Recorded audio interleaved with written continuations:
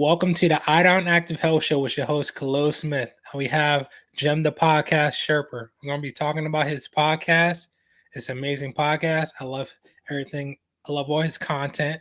And we're going to kind of dive into that, why he started, and what rules that he can give to other people or tips. Sure. But let me get right into the introduction, and then we're going to begin.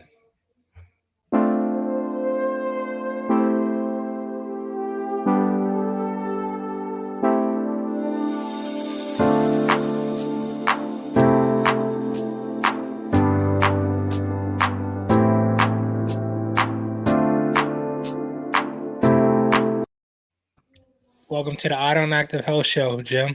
How are you doing today?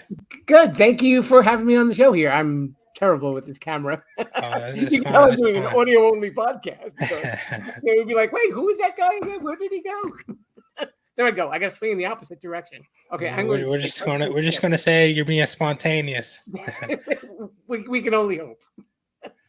All right. I would like to know where you're from and the name of your podcast and what it's about. Okay. I am from the East Coast of America on a mountain called Mount Podcastia. And the name of the show is Too Many Podcasts. It is a show for people who, we do this, and there are so many of us who do this. And you tell people, I mean, you probably dealt with this yourself, Khalil. What do you do? I have a podcast. What's a podcast? Right? How do I listen to you? Are you on the radio? No, I'm not on the radio. Give me your phone and I'll get you all set up. So my show, it's a podcast about podcasts. That's really how I describe it. And I have podcasters on my show like you. You're going to be a future guest. We've recorded our interview already. And that's why I'll usually ask my guests, let's get to know you. What podcast do you like to listen to? And I'll make recommendations as well. So there's plenty of stuff for people to choose from if they want to get into podcasts. And we talk about different things on different weeks. So it's not all the same, like, oh, here's the best sci-fi podcast and another sci-fi podcast. It's, 1 week it's sci-fi, 1 week it's true crime, 1 week it's just a comedy show or an interview show. Why do you think that's important? Oh, to switch it up like that.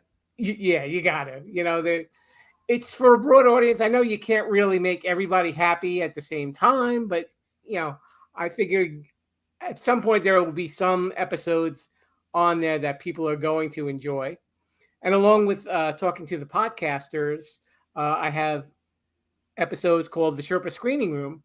And that's where I talk to creators like actors, writers, directors, musicians, even people with just interesting occupations, and they'll go on there too. So it's a good mix. There's something to hear for everybody. So, I mean, I've done over 200 episodes, so there's always something for somebody to choose from and say, hey, I might want to check this out. Yeah, I love that, the variety, especially like when people go to grocery stores, they like to have a variety. So now you're bringing it to them in a podcast form. Like if they don't want to listen to this content or they got bored of it, and now they have the opportunity to listen to something else. Whoop. You just kind of have a wider variation. Oh, that's fine. That's fine. Oh, I lost you for a second. And oh, you're fine. I was just tagging on that it's good to have a variety where people can choose from. Yeah. You can't live on Fruit Loops alone. So what exactly got you, like, why did you start your first episode? Like, why did you do that? Like, what did I get into podcasting? Yes. Yes. Well, the funny thing is, I'm a huge music fan. I like all sorts of stuff. Child of the 80s, so I like a lot of the classic stuff. But I found, I think it's a lot of people do, as you get older, your taste kind of gets a little refined and, your choices get narrowed. So, and I would listen to stuff on my iPod, and then my iPod finally died and it had like 13,000 songs on it. So then I started listening on my phone, and I started seeing these things about podcasts, and I had an idea what they were. I wasn't, that much in the dark about it. So I said, I could do this. And I wanted to originally do a music podcast, but there's a lot involved when you do a music podcast because there's a lot of clearances and buying rights, stuff like that. Yeah. Right. And it just gets a little crazy. So I said, well, I'm listening to all these different podcasts. I'm in sampling stuff. So why don't I just do a podcast about podcasts? And then I was off and running. When did you officially start? It was in April of 2019. Okay. So going on 3 years now. Right. I love the consistency. I try.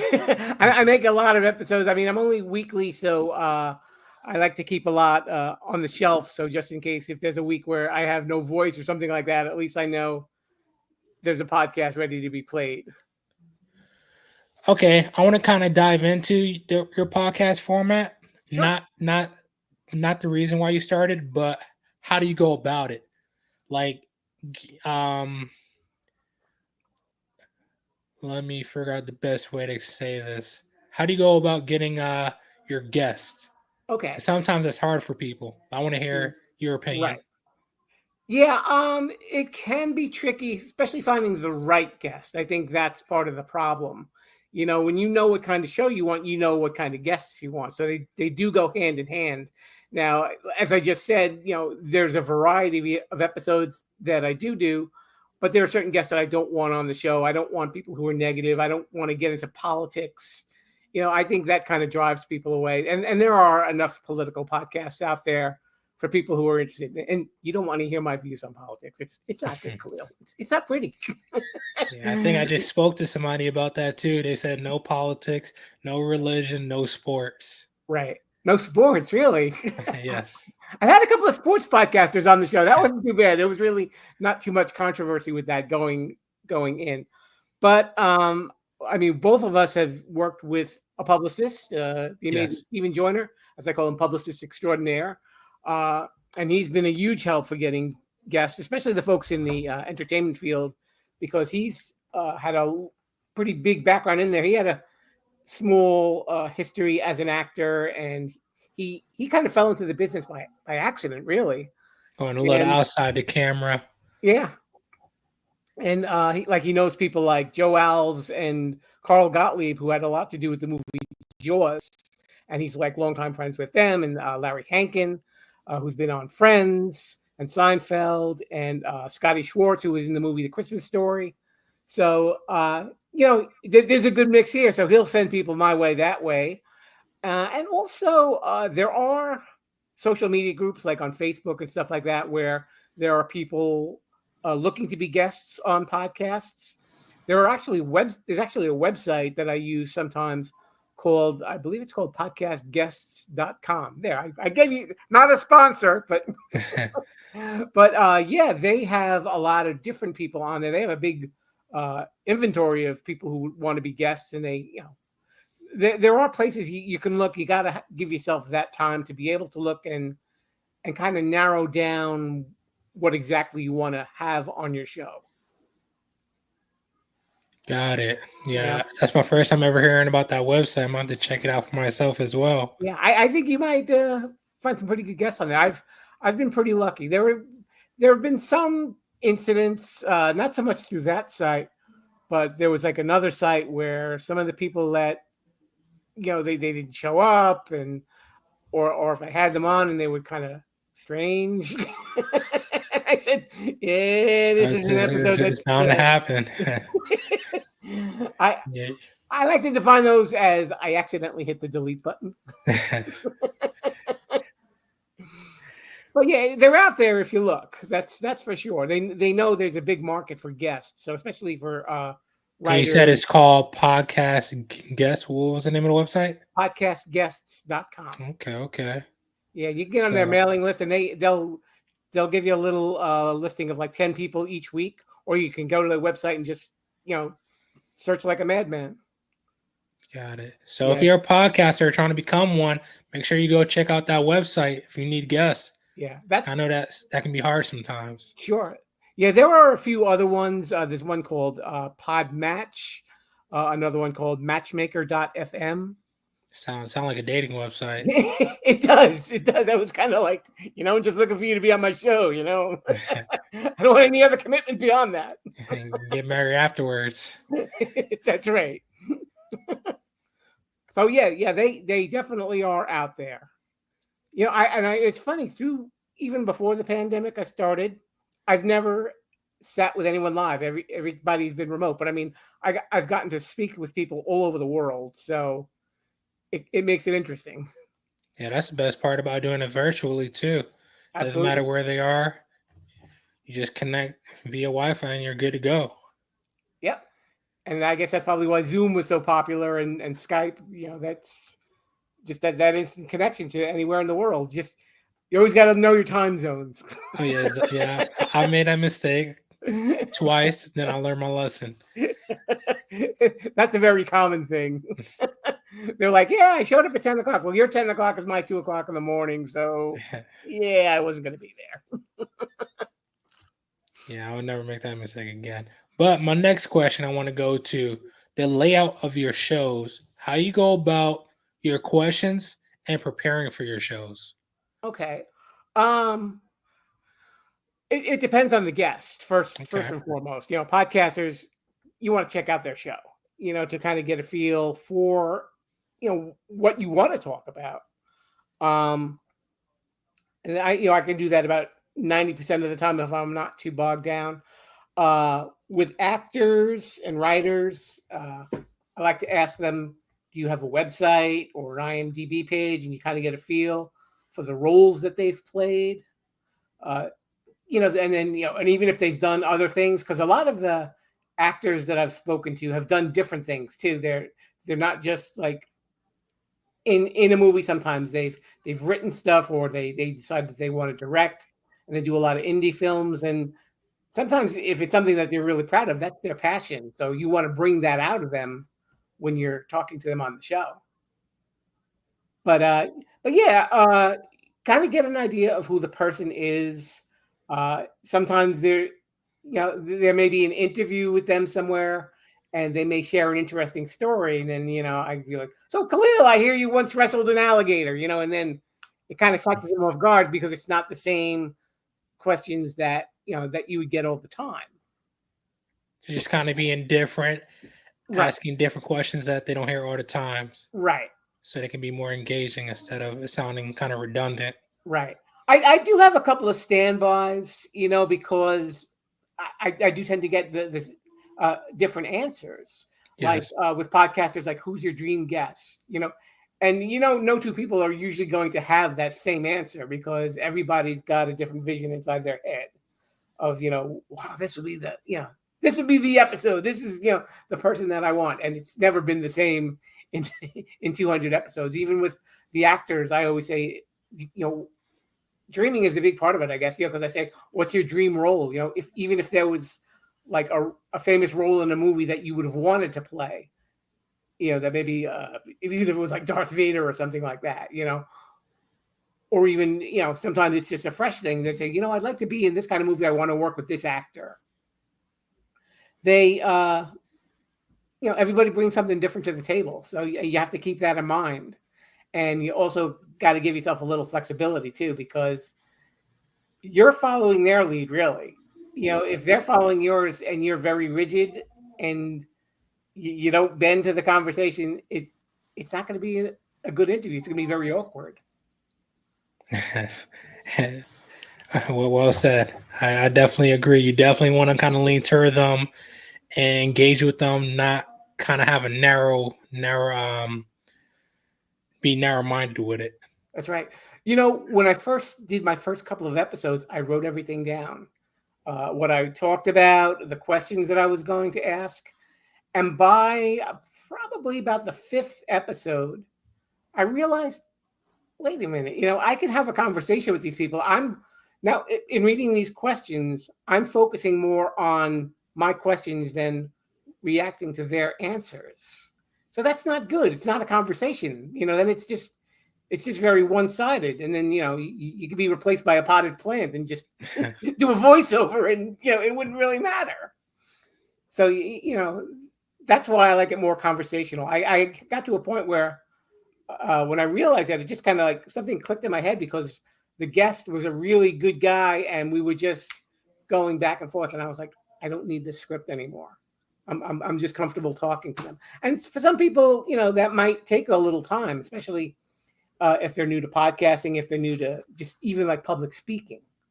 A nervous speaker might want all that stuff written down. But I just figure, if I'm just talking, at least it's me, and I'm not trying to be anybody else either. And sometimes you never know where the course of the conversation is going to be. Yeah, I love that answer. You said that was going to be my next question. How do you feel about leading conversation, whether it's written down or just engaging in that conversation based on their response? And I think you're right. I love having the conversation, kind of taking what they said and just making another question rather than looking down the whole time like this and then looking right back at them. Like that's that body language. They're probably not going to enjoy that. You're not really engaged. Yeah. I mean, with when you have like the actors and writers who've done so much, it's kind of good to just keep like a little bit of a cheat sheet in front of you, because I know there have been some actors where like you talk to them about one thing and then the interview's over and then you realize, oh, I didn't talk to them about this movie. And I didn't talk to them about this movie because we got too wrapped up. And so at least you're kind of keeping a little bit of a balance too. So it's a comfort level that I think everybody just kind of builds up to. Some people get it right away, and some people it just takes them just a little bit more time, and there's nothing wrong with that. Okay. So kind of having a mix, especially when it's about their accolades that you want to look at and kind of talk to them. You just have like a couple. Mm-hmm. All right, so I guess it can be like 80% conversation and 20% you have your list of those things that you want to pull out of them. Right. Engage more. There you go. I mean, do you have like a favorite question that you like to ask your guests? I do have a couple. Yes. But because you can always get an interesting response from them. Yes. Because I have a podcast friend that I interviewed, and she did an episode about talking on a podcast, and her podcast is about communications.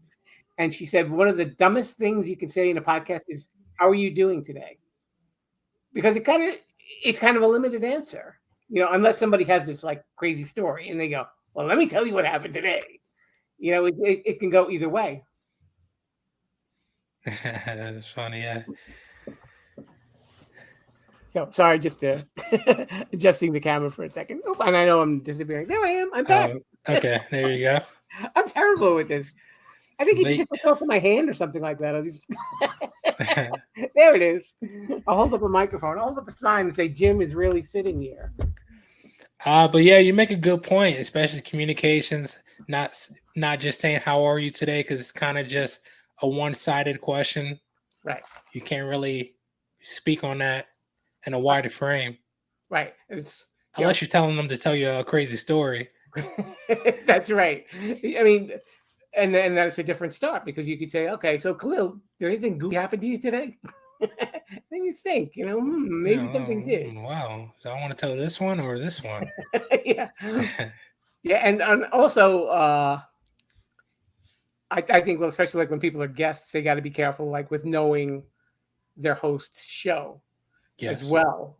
Because, like I do a relatively family-friendly show. I have shows where there's some cursing on it, but I don't like an overabundance on it. And I always put the little warning on it saying, oh, there's a little cursing on it. So if you got kids around, maybe put on the headphones or, listen when they're not around if you're worried about them being offended. I just figure it's being courteous to the audience. But, I agree. Yeah. And like a non-political show, you don't want to go on there and start talking politics. I think like when you're a guest, it's kind of like you go into somebody's house for dinner, right? You want to be invited back. You don't want to be, oh no, here he is again. Yeah, that's why it's good to have those guidelines.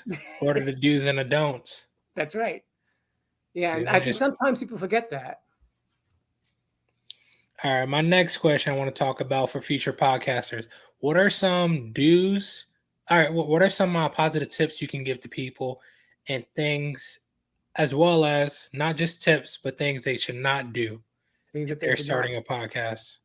Okay. Just three of each. Okay.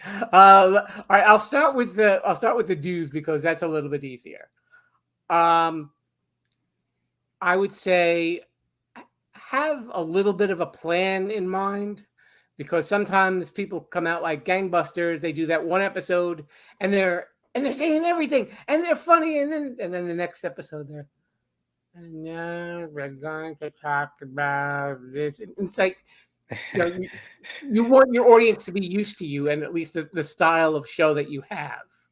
And probably while on that note, be yourself. I hear too many podcasts, pardon the pun, where people are trying to be Joe Rogan. It's like just let Joe Rogan be Joe Rogan and you be you. After a while, you start you continue to act like that. People are going to realize that you're not authentic, and I think that kind of turns people off after a while because when you're authentic, you're consistent with what you say to people. That's a big thing. Be yourself. Uh, Also, audio is very important, and I've talked to a lot of people who they're like, I don't want to listen to something that's got static on it all the time, or that's not enjoyable. That doesn't last for 20 minutes. People will just say, you know what, I can listen to another podcast with the same topic that'll sound a lot nicer and it won't bother my ears. A lot of people have headphones on when they're listening. So you got to take that into consideration to sound nice. I don't know where you stand with this. This is actually a good question. I can throw back to you. Do you edit a lot when you do your episodes? No. No. Okay. Well, yours is kind of live too, so I mean you can't Yes. really edit too much on here anyway. But at least with being an audio medium and not a video, for obvious reasons, I like to clean it up a little bit because sometimes you get background noises. Sometimes there are things that kind of go off in like no direction, and you want to kind of hold the listener's interest. So I think if it's not a live thing or a streaming thing like this, learn how to edit. You can get software. Some of it is free. Some of it you'll have to pay for. Ask around other podcasters. You've probably found out, I'm sure, since you started, that there are a lot of people that are willing to help you. That Yes. shows and they'll say, "Oh yeah, like I see you probably got that really great mic and you got the screen in front of you, so that your voice sounds very nice." But I don't know. Trial and error. Just you learn as you go. That's exactly right. When my first episode, I didn't even use a microphone. I was just talking into my computer using the computer mic. And one of the things that I said was, this is episode 1, but I don't plan on sounding like this by episode 20. And I actually had the same guest. I invited her back from the first episode. And Did you have a mic that time? I did. I did. I think I had my voiceover guy too. So there was like a little more polish to the show as well. And it was a lot different. And I could listen to it and I said, okay, there's a goal accomplished. Thing like you got to grow a little bit. You can't get too stuck into one little pocket. That's okay. There's a don't get too compressed. Be able to adapt. I think that's really important with your show. You don't have to cater to the whims of your audience, but don't go off on a tangent that maybe won't draw a lot of people in, or that's going to drive your listeners away. You want faithful listeners. I spoke with a guy. His name is John Capos, and he lives in Sydney, Australia. He owns a chocolate company. He's a chocolatier, 3rd generation. You said chocolatier? Nice, yeah, Okay. and he's a millionaire. My voiceover guy introduced me to him. He said he's like Willy Wonka of Australia. He's in Sydney, and like the Prime Minister has come to his shop. Famous actors and Barbara Streisand was in the shop, and they just like to pose with him and eat his chocolates and stuff like that. And I talked to him Sound about like the dream job. Yeah, and he said he brought up the most memorable thing that I think anyone has said to me in the advice that I've gotten from people. He said, "Do you want one person who's going to come back and listen to you every week, or 100 people who could take you or leave you. And I never looked at it like that. You know, you want that kind of loyalty. You know, you don't want the fly by night listener. That's, you know, it's nice, but It won't be consistent. right. And if like you know, we all kind of have a message, you know, and a story to tell. You know, that's a big thing. And somebody who can, you know, take you or leave you, they're not going to get your message, especially if they just listen for a little bit and they go, I'll listen to something else. I mean, they have the right to do that, but you want that person who's going to get you. You know, I do horrible jokes at the beginning of every episode with my little voiceover bots, and you know, that's just me. It's like, it's bad humor. I don't ever want to be called a comedy podcast. I do that because I would see a lot of people on social media saying, "Oh, I have a comedy podcast. Listen," and like, listen, and I'm like, "Well, you're half right. You got a podcast," but there's really no comedy in there. Sometimes it's just you got a crude podcast. What you got? You don't have a funny podcast. So it's bad jokes on there that kind of spoof like, yeah, well, this isn't a comedy podcast either, but I'm not trying to be. So know who you are as a podcaster. Yeah, you're being authentic and you're keeping it consistent. That's right. You know, I always listened to the radio growing up. Like I said, I'm a big music fan. And even I did a little bit of college DJing and even some party DJing. So you kind of understand how to talk to people, you know, especially with regular like radio DJing. You know, you want to have that radio sound when you're on the radio, but hey, you're listening to this podcast. Let's check the weather outside. You know, after a while, you'd be like, stop it. Just talk like a regular person. You know, the radio people know that they have a radio voice, and sometimes that is their natural speaking voice, and sometimes it's not. So that's again a part with being true to yourself. You know. So what do you think, Khalil? I can see what you're saying now. After some time, you're like, is this guy normal? What's going on? That's right. But let's get into the don'ts. Okay. Parts. I know you kind of said some of it in the do's when you said be original. So I guess the opposite would be don't be like Joe Rogan. Right. That's a big don't.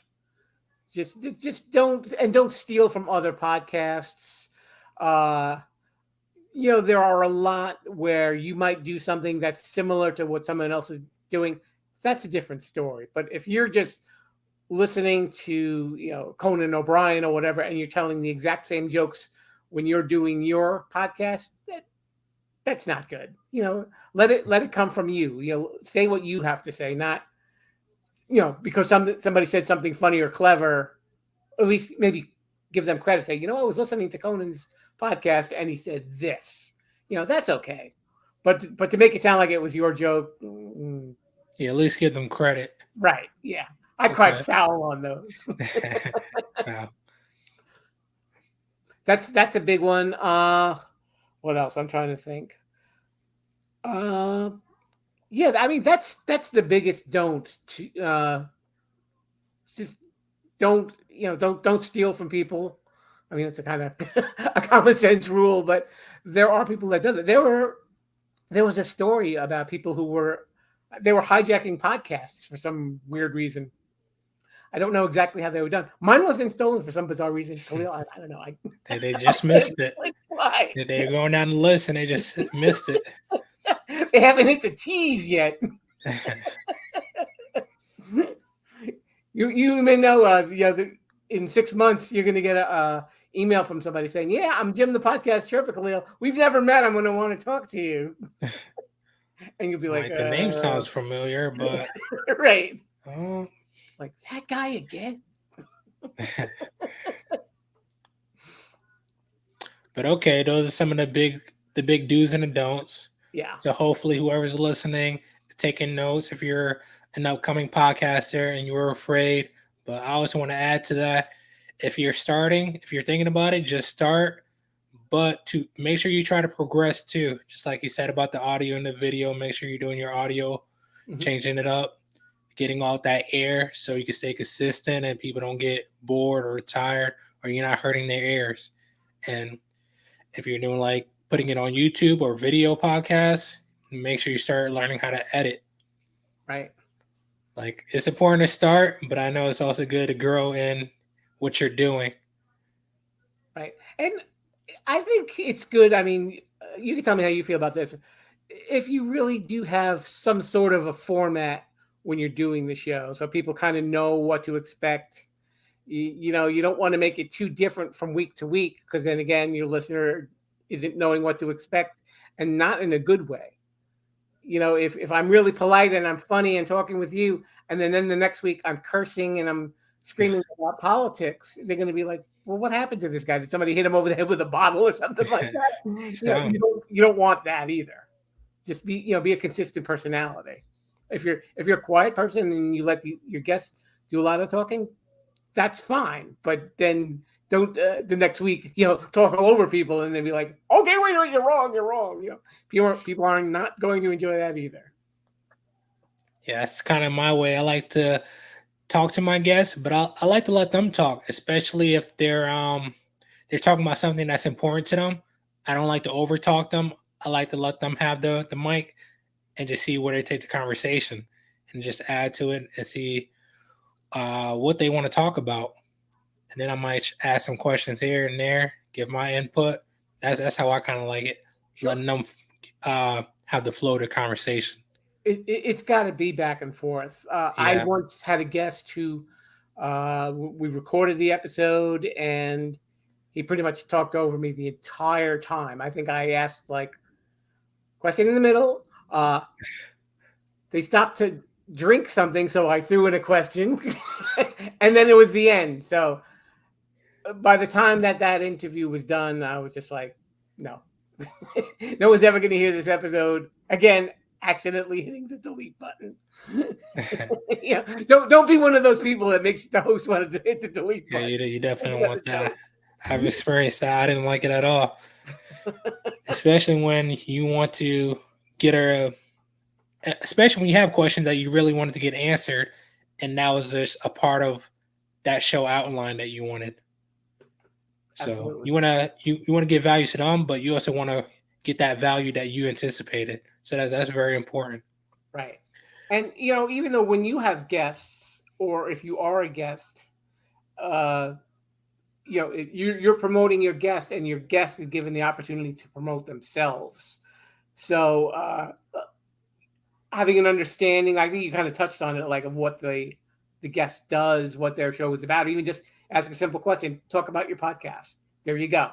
That simple question, clears up a lot of mystery. Like that guy talked for 20 minutes and I didn't even know what his podcast was about. Exactly. I actually did an interview like that where I spoke to two people and they went back and forth to each other. Didn't really talk to me that much. By the time the interview was over, I couldn't even tell you what the podcast was about. If you gave me money, Khalid, I'd be like, I don't know. I just don't know. Yeah. Delete button. Yeah, some they aren't going to be perfect, but yeah.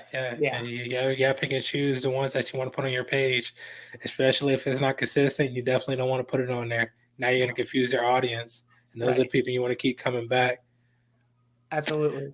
All right, but my next question is: before I like to do I call this the Iron Active Health Round for all my guests. But before I get into that, where can people find you and listen to your podcast? Pretty much any podcast app. All the major ones: Spotify, Amazon, Apple Podcast, iHeartRadio. I think those are the major ones. Any major one, and even some of the smaller ones as well. I try and get myself all over the place. And if you don't like podcast apps on your phone or your tablet, you can actually go to my website, sherpalution.com, SHERPALUTION.com. And all the episodes are there, and some of the other smaller projects that I've done. And there's a link to what I call the Sherpa Shop if you want to buy some podcast merchandise. Oh, we all have merchandise, don't we, Khalil? But you've got the cool merchandise. You've got the better stuff. You should have been my designer. I know, right? Well, I would like to know, where did that name come from that you came up for your website? I would like to know like a little about that background. Okay. Well, it actually kind of tied in. To kind of go back to your first question, when I decided that I wanted to do a podcast, I said, well, just saying, well, this is a podcast about podcasts. It's not. There's nothing to hook people. So a Sherpa is a guide. So I figured, well, I'm kind of guiding people through this mountain of podcasts in Mount Podcastia, and so everything is Sherpa. It's Sherpalution. It's the Sherpa screening room. When I'm checking out podcasts, it's Sherpa samples. If it's just listing podcasts to listen to, it's Sherpa suggestions. It's just you kind of create a brand. I mean, you know I more like about it. branding than I do. So that's like my version of my brand. I love that. Yeah, definitely. Thanks. So before I get into the Out on Active Health round, where do you see yourself in 5 years with your podcast? The biggest goal that I want is more listeners. I'm kind of picky on the shows that I do go on. Sometimes I don't feel like I'm a good match, and I don't want to be like, well, he looked really lost on that show. And this is a fun show too, because you're easy to talk to. You just got a really great vibe, going on the show. Thank you. And that's important. So it gives me an opportunity to be me as well. So it works. It's mutually beneficial. More listeners, definitely. I've been working on trying to get like maybe partnerships and sponsorships. And it isn't even so much for the money. I just felt like, if I got to the point where it was very successful and it paid for itself and there was something a little extra, if I could give back to somebody, that would be like something really nice to say, hey, you know what? I got to do this and I really got to make someone's day, or maybe even their life, made a difference. So sometimes, just being silly and telling bad jokes, that may not, mean much to one person, but, maybe to another person, it's like, hey, they had something to listen to that day. It kept them going. So put a smile on their face. Yeah, you never know. Yeah. That's pretty much the 5-year plan. Beyond that, it's like, well, let's see what happens. I'm not going to be replacing Brad Pitt anytime soon. But I like that. Like, you never know. Your podcast might influence somebody's day, make it better. They may be having a horrible day. They listen to that bad joke, and now they uplift their spirit a little bit. Yeah. There was one podcaster that I spoke to, and I'm trying to remember. Jared, I believe, Jared Ensley or Easley. And he had actually told me that one of his listeners reached out to him, and he said, you listening to your podcast is like one of the things that I really look forward to every day. So I was like, I said, that must have just like warmed your heart. Like you're not expecting to hear that from somebody. And I know that would just like freak me out if somebody said that to me. I would be like, wow, thanks. It's get the feels. I will try the podcast, I promise. Yeah, I can see that warming anybody's heart. That's amazing. Yeah. And like, you've got to show that, you're bringing value to people while you're doing your thing too. And, you're growing as an entrepreneur as well. So, I think people can look at you and say, you know what, if Khalil did it, why can't I do it? Yeah, that's what I try to do with everything I do, especially with my podcast as a health and business podcast. Yeah. I might bring on entrepreneurs or people doing big things, kind of give a blueprint to other people that want to do it, especially when they think it's impossible. They can't do it themselves. And now they see other people doing it. They feel like, I can do this. Right. So I think that's amazing. Yeah. Doing this, some people say, oh, it's easy. And I've never really felt that it's easy, but it's fun. So if you're enjoying what you're doing, then easy or hard doesn't even become part of the question. You just do it. Yeah, I agree. It takes time, so it's not going to be too easy. Like you're Right. putting your time in, but it is fun talking to people, engaging with people. Sure. Yeah, you're just meeting different people. That's amazing. But let's get into the I Don't Active Health round. Okay. My first question for you is, what do you think is your purpose in this life? What do I think is my purpose in this life? I've never really been afraid to help people, in different ways. I was always kind of like nerdy with like computers and stuff like that. And I know sometimes people talk about technology and they're like, I don't understand this. I was like, well, what don't you understand? Bring the light comes. Let me explain to you how you can do this. And you know, you can just like make a difference by just teaching them something simple. A couple of years back, my wife and I were having this conversation earlier, and I used to teach adult ed, and I taught people how to use computers, how to get on the internet, how to use, we could say, not a sponsor, Microsoft Word and Microsoft Excel. And we did classes.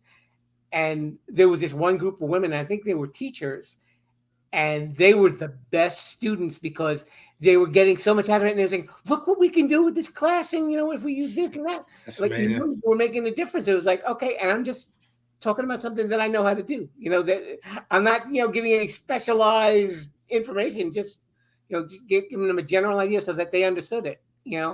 I always used to say with Excel, I'm sorry, we're going to get nerdy here. I said, you might be afraid if somebody took a calculator and threw it at you, but Excel is basically a spreadsheet that's a calculator built in.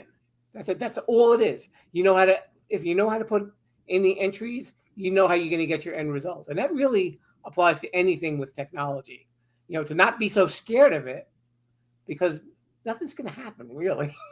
Not too many people. I think you probably dealt with this too, like where there are people who are afraid of technology and they think if they're going to do something, they're going to blow something up. Like I've never seen a computer blow up just because somebody typed the wrong command on it or something like that. It just You never know. Amazon might send you the wrong computer, something they were supposed to keep keep locked up. There will be that one time, but you know what? I will be the one to buy that computer. I can guarantee you. That's funny. But yeah, that's amazing. You give back by just telling people what you know, like nothing too special to yourself, but it could be really special to someone else. So I Right. think that's amazing.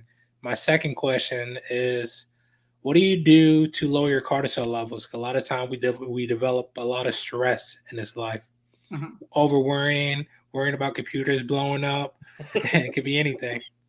Oh, well, you answered actually part of that question. I know that the computer is not going to blow up just yet, so I'm okay till then. You know, I'm the calmer person in most relationships. I don't let a lot get to me because I think most of the time the things that we worry about never happen, and you just build up that stress level thinking, oh, it might, and then after a while, it's like, well, if it did happen, then you just kind of think of a plan in your back of your head saying, okay, well, let's fix this. Life is about decisions. And if you keep making bad decisions, you're going to create more problems for yourself. You're going to create more stress for yourself. If you give yourself that opportunity to kind of step back and, think about things a little bit. Sometimes you got to think in the spur of the moment. And you know that given your background as well, Khalil.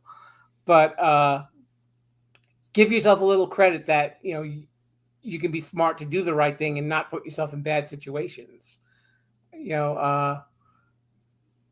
Like I said, I don't really stress out too much. I probably get aggravated most over telemarketers. Telemarketers. Oh yeah, I do not I, like the. I'm always up for a fight with them, but I guess maybe that's my release. And they don't know me personally. Well, they have my number, but after a while, I was like, the guy with the auto repair warranty, that is probably called everyone that is listening to your show right now. I'm waiting for him to call me back and tell him that I'm from Lancaster, Pennsylvania, and I'm one of the Amish people, and I want a warranty on my horse and buggy, and see what he's going to say.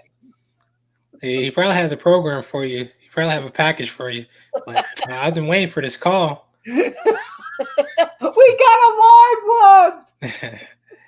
But let's say my last question. Okay. So those two big ones. I kind of like to change it up. But my last one is when are your shows airs? Like where can people expect to listen to your show? I know you told them where they can go, but when?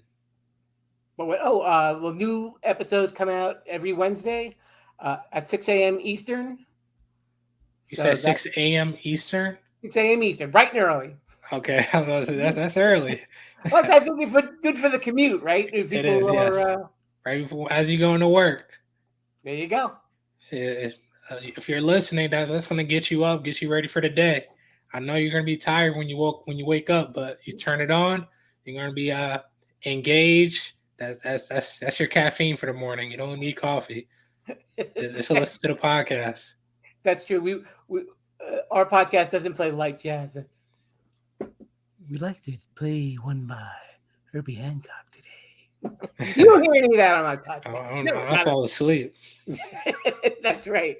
Somebody told me that I had it like they said you sound like a radio personality, a smooth jazz type of guy. One person told me that I sound like Delilah. Do you know who Delilah is? Delilah, no. Delilah is this person. She's a radio personality. I think she's got a podcast now too. And in her radio show, people usually would call and they would need love advice or family advice.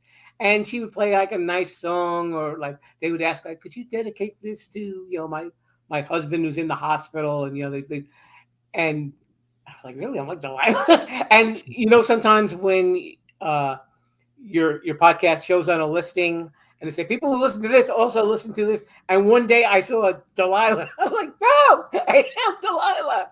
Like, sure. Oh, after they listen to you, it suggested Delilah? Yeah. That's funny. She's a little more calmer than I am, though. I bet with some slow songs. And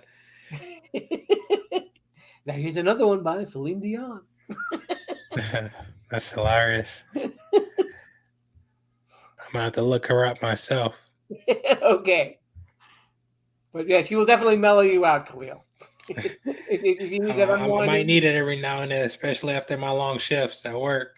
There you go. But yeah, I want to end the show off right and say thank you, Jim, for coming on. I know my audience enjoyed it, and it was amazing. The links to the show will be below in the comments. So I want to say thank you to everyone for watching the Eye on Active Health Show, and you have a good night.